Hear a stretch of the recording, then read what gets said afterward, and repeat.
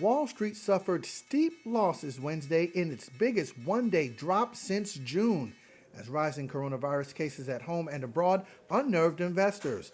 They fear the global economic recovery could be in jeopardy with new countrywide restrictions announced in Germany and France and a dozen U.S. states hitting record hospitalizations.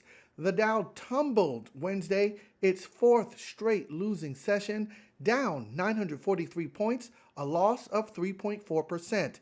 The S&P 500 fell 119 points. The Nasdaq was hit with a 426-point decline, a drop of 3.7%. For David Barse, founder and CEO of XOut, it's hard to tell where the markets go next. You really can't predict the future. It's so hard to figure out what's going to happen tomorrow, the next day, the next week, the next month, or next year.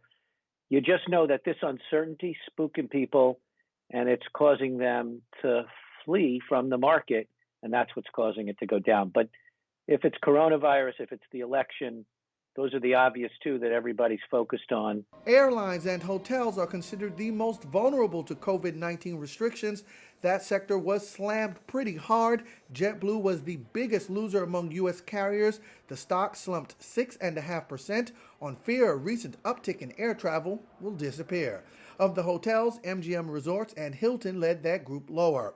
And the online travel companies weren't spared. Booking Holdings, parent of Priceline, Kayak, and OpenTable, tumbled 5.5%.